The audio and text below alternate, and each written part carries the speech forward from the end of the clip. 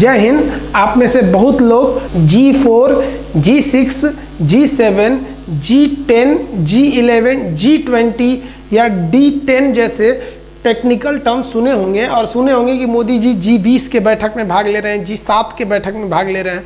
अभी ट्रंप ने कहा है कि हमें G7 को बढ़ाना है। तो इस सब में हम आज आपको टोटल कंप्लीट अंतर बता देते हैं और ये समझा देते हैं कि इससे भारत को क्या फ़ायदा मिलेगा और चाइना की हुआई कंपनी क्यों इसमें इतना ज़्यादा दिलचस्पी दिखा रही है, और अलग से भी बताएंगे कि 5G और 4G टेक्नोलॉजी में अंतर क्या है। तो शुरुआत करते हैं हम लोग G4 से। देखिए G4 जो है ना, group of 4, G is stand for group. ये 4 देशों का एक संगठन है जिसकी स्थापना 2005 में की गई थी। इस ग्रुप का मुख्य उद्देश्य यही है कि यूएन जो सिक्योरिटी काउंसिल है, जो सुरक्षा परिषद है संयुक्त राष्ट्र संघ का, उसमें परमानेंट काउंसिल में सिक्योरिटी काउंसिल में परमानेंट सीट कैसे प्राप्त किया जाए।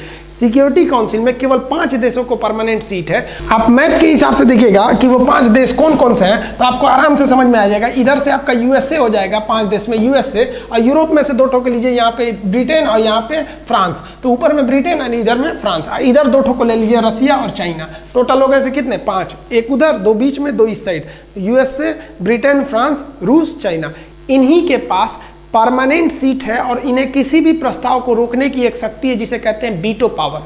अब ये 1945 में जब यूएन बना था तो इन्हीं 5 लोगों के पास था। अब इंडिया और 4 देशों के ग्रुप ने ये डिसाइड किया कि भैया केवल इन्हीं 5 के पास नहीं रहेगा, अब हम 4 को भी चाहिए। अब वो 4 कौन कौन से हैं उसके बारे में समझिए। उन्हीं के ग्रुप को हम क्या कहते हैं, G4, जिसमें एक है आपका इंडिया। इंडिया कहता है कि भैया हमको भी चाहिए सिक्योरिटी काउंसिल में परमानेंट सीट। इधर में है जापान, इंडिया के बाद इधर हो गया जापान।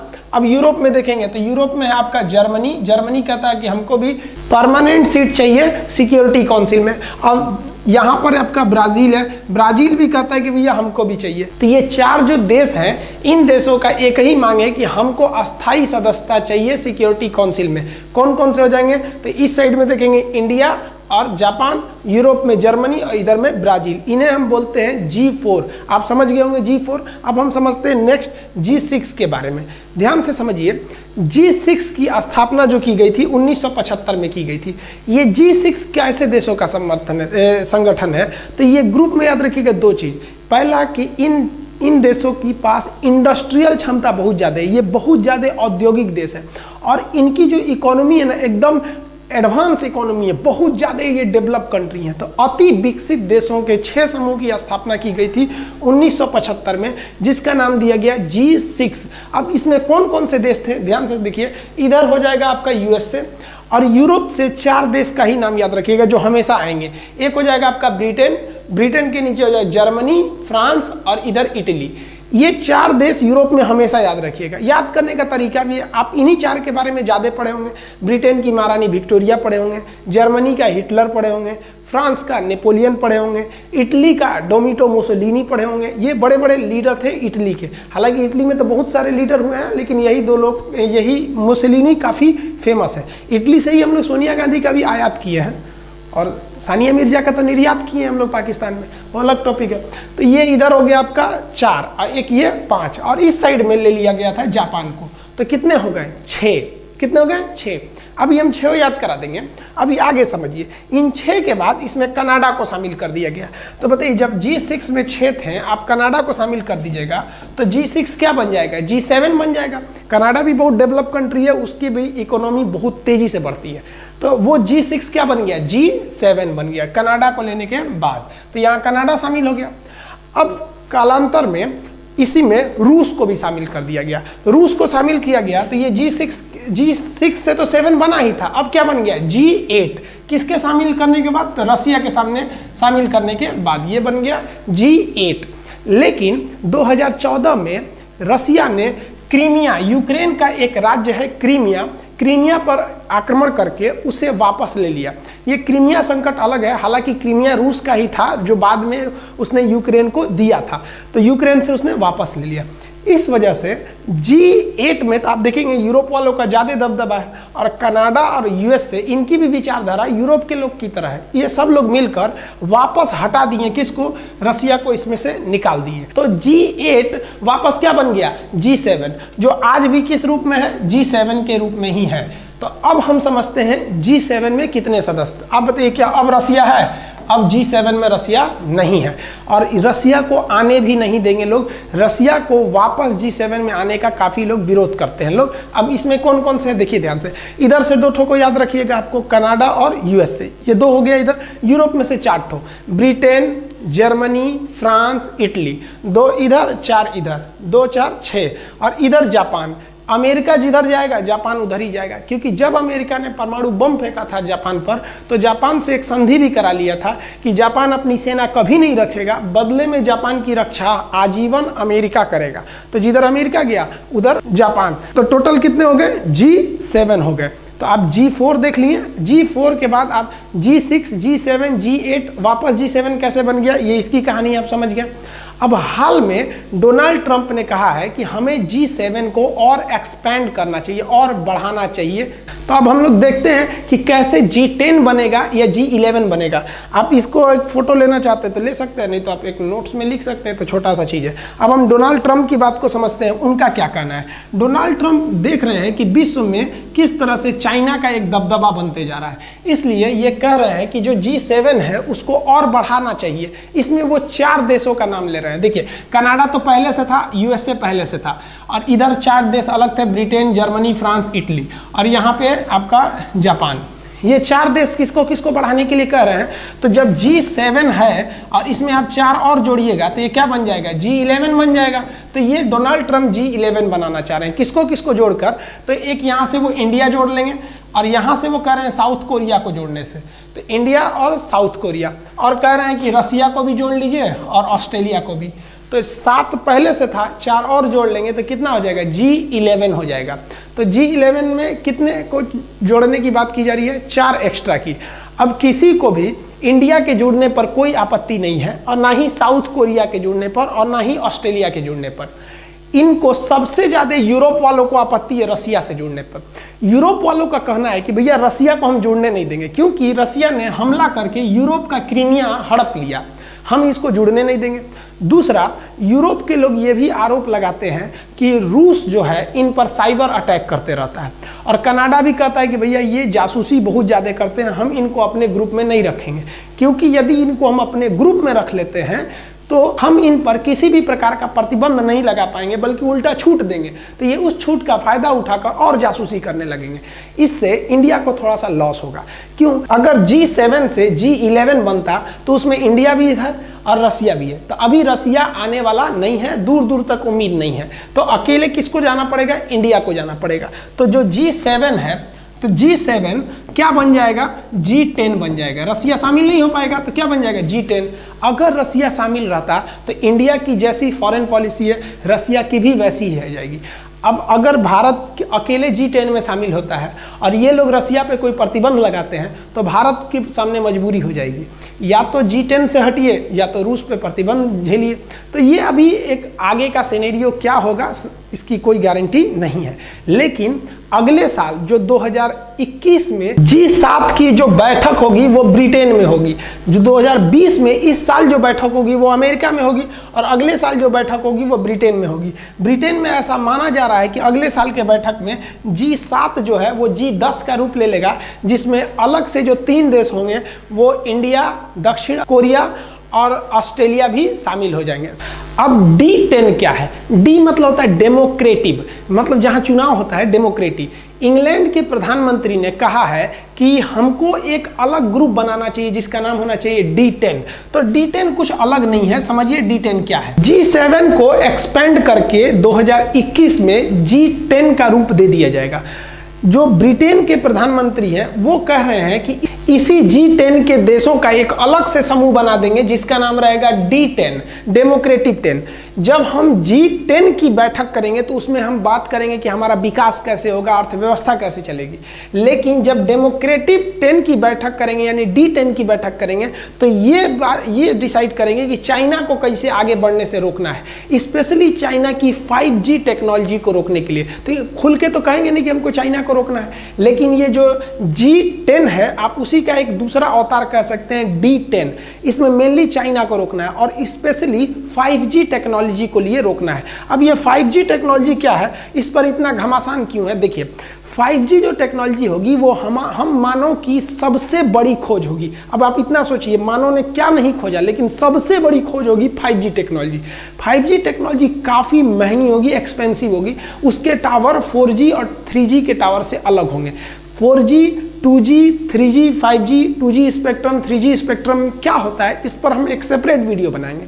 लेकिन यहाँ समझिए ये 5G का टावर है, काफ़ी कॉस्टली टावर होता है और ये हर 100 मीटर की दूरी पर लगाना पड़ेगा। 100 मीटर की दूरी पर, ऐसा नहीं 4G की तरह एक टांग दिए हो रहा है यहाँ, 100 मीटर की दूरी पर लगाना पड़ेगा और काफ़ी कॉस्टली आते हैं इसके मशीन वगैरह। इतना ज़्यादा होगा कि हर मानव पर नज़र रख सकते हैं 1-1 इंच अगर 5G टेक्नोलॉजी आ गया तो। अब ये 5G टेक्नोलॉजी जो है वो दुनिया में केवल 3 कंपनी बना रही हैं, नोकिया, इरिक्सन। नोकिया भी बनाती है, दूसरी इरिक्सन कंपनी बनाती है। ये दोनों यूरोपीय कंपनी जो है काफ़ी महंगे प्रोडक्ट्स बनाते हैं। इनके जो टावर के जो लगने, मान लीजिए इंडिया में खंभा बना सकते हैं आप, जो उसके इक्विपमेंट है, मशीनें हैं, वो आप या तो आप खरीदिए नोकिया से या खरीदिए इरिक्सन से, नहीं तो सस्ता खरीदना है तो हुआई से खरीदिए। अब हुआवे जो कंपनी है वो चाइना की है और ये चाइना की हुआवे कंपनी 5G टेक्नोलॉजी में अभी नोकिया से भी आगे है, इरिक्सन से भी आगे है और उनसे काफ़ी सस्ता भी है। तो पूरी दुनिया किसके पीछे भाग रही है? हुआवे के पीछे। अब 5G की समस्या क्या है? 5G इतना एक्यूरेट डाटा रखता है किसी भी चीज़ का। जैसे मान लीजिए कि मेरा ये मोबाइल है, ये मोबाइल अभी 4G है, अगर हम ये तो 5G सपोर्ट ही नहीं करेगा। जब 5G आ जाएगा तो हम इस मोबाइल को अगर इतना भी हिला दिए ना तो 5G के मदद से हम ये पता कर सकते हैं कि किस डायरेक्शन में कितना सेंटीमीटर ये मोबाइल घसका हुआ है, कितना ऊंचा है, A to Z बता सकते हैं। अब आप ऐसे बताइए कि 5G टेक्नोलॉजी इतना आगे है कि 5G टेक्नोलॉजी से अगर आप अपनी कार में 5G लगा दीजिएगा और कह दीजिएगा कि हमको स्टेशन छोड़ दो, तो स्टेशन छोड़ देगा बिना ड्राइवर का। आगे कौन है पता कर लेगा, किधर से मुड़ना है, दाहिने मुड़ना है, बगल में कुत्ता आ गया कि कोई दूसरी गाड़ी आ गई, हर चीज़ अपने से कर लेगा। डॉक्टर घर बैठे ऑपरेशन कर देगा मरीज का, मशीन लगा देगा, मशीन में 5G सिस्टम लगा देगा, यहीं से वो हाथ घुमाएगा कैसे कैसे वहाँ उसका ऑपरेशन कर देगा। ये मानव जाति का सबसे बड़ा आविष्कार होगा 5G, जिसमें चीन की हुआवे कंपनी सबसे आगे है।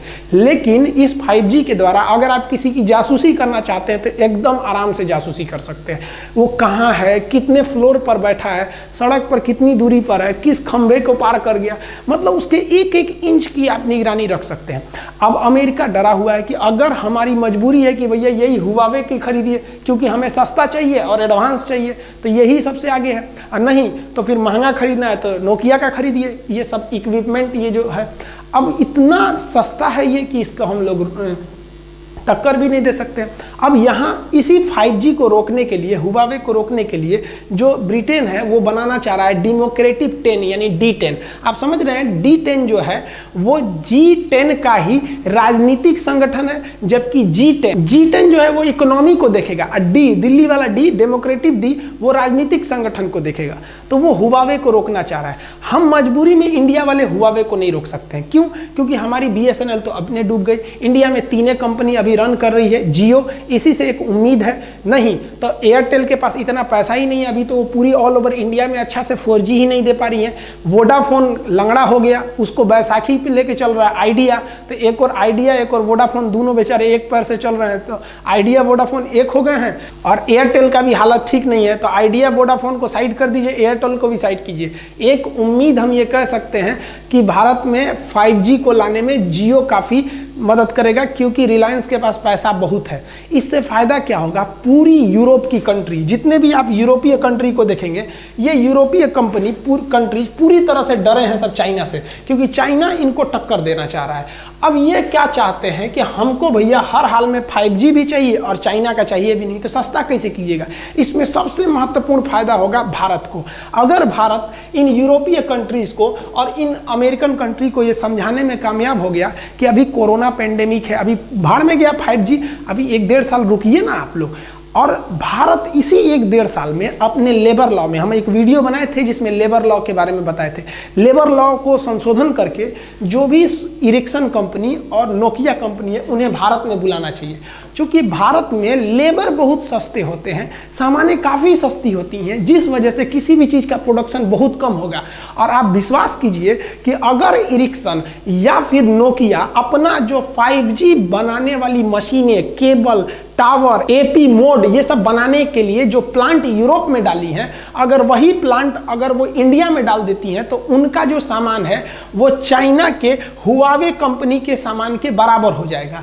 इस वजह से चाइना की कमर टूट जाएगी। तो भारत सरकार को भी नींद से जगना चाहिए और उसको ये कहना चाहिए कि भैया 5G टेक्नोलॉजी का जो प्रोडक्शन सेंटर है आप इंडिया के बेंगलोर में खोलिए, क्योंकि बेंगलोर में पहले से IT कंपनी है, सिलिकॉन वैली बोला जाता है बेंगलोर को। और अगर एक बार ये प्लांट यहाँ आ गए तो विश्वास मानिए 2021 के लास्ट तक पूरी दुनिया में, हम पूरे ग्लोब की बात कर रहे हैं, इस पूरी दुनिया में अगर किसी को भी 5G की जरूरत होगी तो वो इंडिया से ही एक्सपोर्ट करेगा, यहीं से वो मंगाना पड़ेगा, इंडिया को ही भेजेगा। और भारत को भी बहुत ज़्यादा इससे रेवेन्यू मिलेगी, वो कंपनी अपना प्रोडक्शन से जो प्रॉफिट होगा वो ले जाएंगी, भारत सरकार को टैक्स मिलेगा, रोजगार मिलेगा। तो हम तो ये भारत सरकार से भी कहना चाहेंगे कि वो इस पर विशेष ध्यान दे। 2G 3G ये सब भाड़ में गया, अभी नया टेक्नोलॉजी है, इसमें हाथ बढ़ाइए। देखिए इंटरनेट के ज़माने में क्या होता है कि आप तेज भागिए धीमा भागिए ये मतलब नहीं है, आप पहले भागिए, एकदम स्टार्ट कीजिए। जैसे देखिए जो फेसबुक पे बहुत पहले से जुड़े थे उनके बहुत सारे फ्रेंड्स हैं, फॉलोवर्स हैं। जैसे यूट्यूब पर आप देखेंगे पुराने यूट्यूबर्स के कुछ देखिएगा, वो अगर अच्छा नहीं भी है ना फिर भी उनके पास काफ़ी ज़्यादा मेंबर है, और जो काफ़ी अच्छे हैं बाद में आए हैं उनके पास उतने मेंबर्स नहीं हैं। रीजन क्या है कि बाद में आने से कंपटीशन बहुत ज़्यादा होता है। तो इस समय भारत को पूरा ओपन ओशियन मिला हुआ है, डुबकी लगाओ भैया, सबसे पहले यहाँ प्लांट मारो। अब पूरी दुनिया अभी कोरोना पे ध्यान दिए, आप इधर फोकस मारिए और पूरी तरह से 5G प्रोडक्शन का इंडिया को हब बना दीजिए, इसको हब एकदम। तो आप 5G टेक्नोलॉजी समझे, आप 5G को 4G को आप G4 में मत सोच लीजिएगा। G4 मतलब होता है ग्रुप और 5G होता है वो एक जनरेशन को दिखाता है, उस पर हम एक सेपरेट वीडियो बनाएंगे। तो आप G4 समझ गए, G6 समझ गए, 7 समझ गए, 8 समझ गए, G10 भी समझ गए और D10 भी समझ गए। अब G20 क्या होता है इसके बारे में समझते हैं। G20 क्या होता है, देखिए D10 हम समझा दिए थे। ये D10 क्या है, G7 प्लस ये 3 कंट्रीज को जोड़ देंगे तो डेमोक्रेटिक 10 बन जाएगा। अब G20 क्या होता है, G20 20 देशों का एक संगठन है। ये 20 बड़े बड़े इकोनॉमी के देश आते हैं, आप जो भी देश जानते होंगे बड़े बड़े देश उसमें G20 में आते हैं सब। इसमें इंडिया भी है, ऑस्ट्रेलिया भी है, अमेरिका, ब्रिटेन, ये सब तो G7 वाले ही हैं सब। इसमें इन लोग का अपना एक आर्थिक यानी इकोनॉमिकल डेवलपमेंट के लिए एक बैठक होती है जिसे हम क्या कहते हैं, G20 कहते हैं। देखिए ये जो G4 है, G6, G7, G8, G10, G20, D10 ये एक राजनीतिक संगठन है, जबकि 2G 3G 4G 5G LTE ये सब एक टेक्नोलॉजी है। हम आपको इस वीडियो में इन सब के बारे में समझा दिए, अब हम नेक्स्ट वीडियो में कभी इसके बारे में समझा देंगे। 5G के बारे में आपकी क्या राय है, क्या भारत सरकार को नोकिया और एरिक्सन को बुलाना चाहिए बेंगलोर में अपना प्रोडक्शन यूनिट डालने के लिए? इसके बारे में आप क्या सोचते हैं, क्या भारत सरकार को इसमें इनिशिएटिव लेनी चाहिए या नहीं लेनी चाहिए? आप कमेंट करके बताइएगा। मिलेंगे हम लोग नेक्स्ट वीडियो में, तब तक के लिए जय हिंद।